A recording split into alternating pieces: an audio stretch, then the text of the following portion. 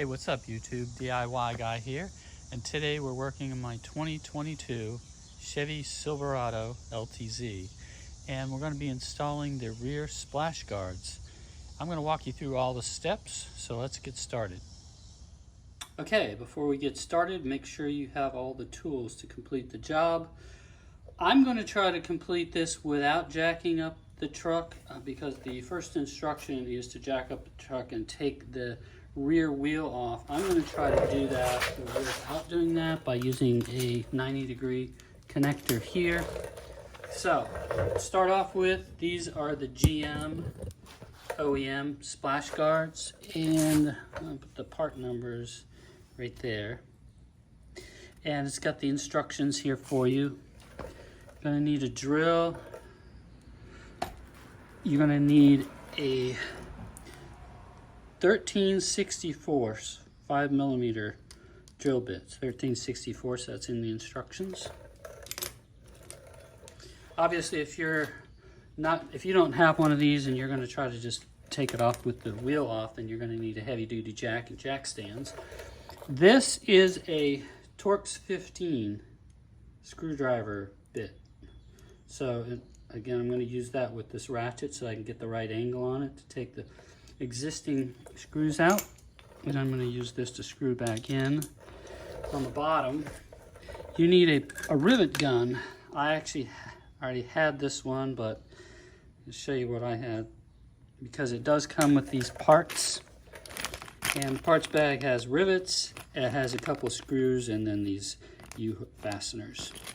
And then there's a couple alcohol prep wipes here. So that's all the tools you need. The first thing you're going to want to do is either take this wheel off or make sure you have the 90-degree tools here, and then clean the area of the truck that you're going to be installing. So this whole area here, make sure you're going to clean it all off. You're going to be underneath here. You got to drill one hole under there. So make sure you clean all this off inside here, this edge here, because you're going to be there is one piece on here. As you can see, this red strip is a sticky tape that comes on it. So that surface that it applies to has to be really clean. That's why you have the alcohol prep wipe. So make sure everything's clean before you get started. Okay, after you have everything clean and available here, you're going to remove the two screws down here. These are the Torx 15s. Remove these two existing ones,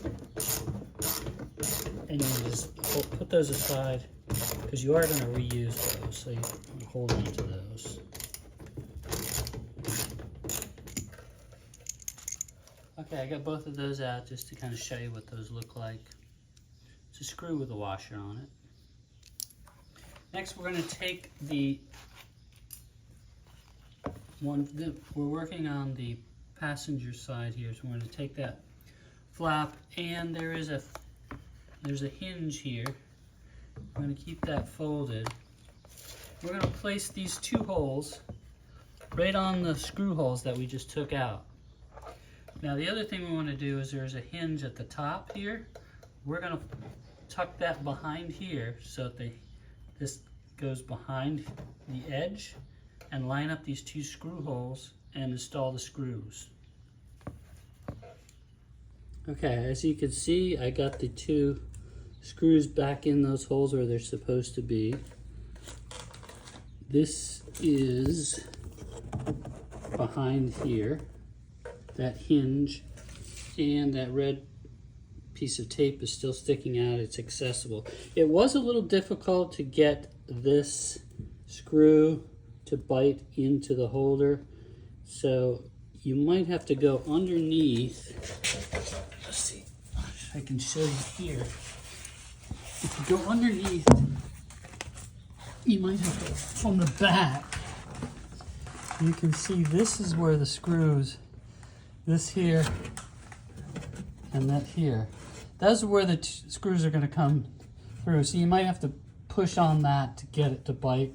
I actually used the new screw because it seemed like it was maybe slightly longer, and that one was a little bit difficult to get in there.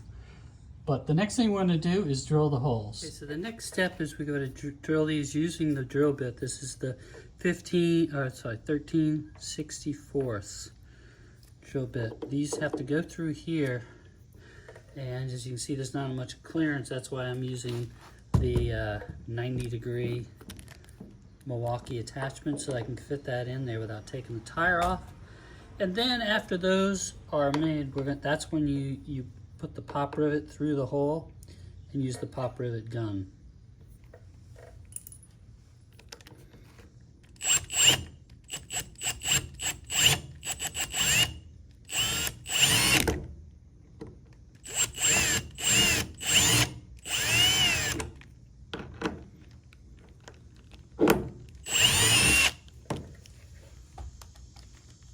As you can see, I put the pop rivets in here like that. Make sure they're pushed in all the way.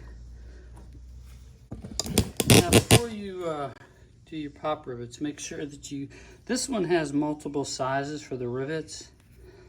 I had to swap this one out to fit the rivet because they're not all the same size. It won't fit in. I'm not sure what size these rivets are, but I had to put the attachment that fits in my rivet gun. So get it loaded before you put it in the hole.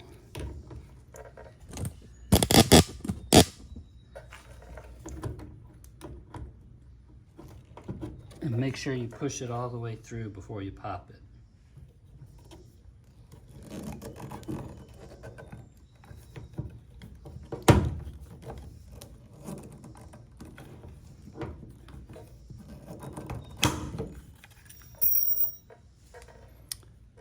Now that's riveted on there. It will pull the pin out and it'll break that off. That's what you want. So we're going to take this one, again, load it in the rivet gun, stick it in the hole. Make sure it goes in all the way before you start pulling the pin out. Again, if you load the pin first, at least with this rivet gun, there's just enough room so that you don't have to take the tire off. And each time when you pull the pin, make sure you go back all the way in, and it'll come out, go all the way in until it breaks off. Now we got both of those in there. The last thing we do is screw underneath, and I'll show you that. Okay, now if you come underneath, the last thing we need to do is put a screw in this hole here. So we need to take the same drill bit. We're going to drill a hole. It's just in this plastic piece here. So once we drill that hole there, we're going to put the U-clip on and screw it in. Okay, so I drilled a hole and I just set this in here, but it has nothing to screw into. That's why they gave you these in the package. So what you're going to do is you're going to reach this up on top here and set it on top of where the screw, you'll feel the screw coming through, and then use the screwdriver, the Torx bit, and screw that into this, and it's going to sit right up on here. And I'm going to need 2 hands to do that. Screw it in, and if the light comes on, you might need a flashlight here. You can see how that's just set there. So again, you screw that in there, and that's it. Okay, so the final step is take this red tab, and that's holding the tape in there. So you're going to peel that out so that it can stick. Make sure you got a good grip on it. And then hold this in for 60 seconds. So I got the driver's side one done. It was a little easier than the other side just because I already went through it. Same thing. It was a little bit tough to get those. I had to reach around the back to make sure they were secured and get those all lined up. One little tip I had is that I would put like a drill bit through, a small drill bit through the hole just to line it up. Just make sure it gets in there before I try to screw it in. And then the other thing I forgot to mention on here is before you pull the rivet, when you put this on, before you put it on, use that alcohol wipe to make sure that this surface was clean. Forgot to mention that. And then this is actually, also forgot to mention, this should actually pull down here and then hold that in there.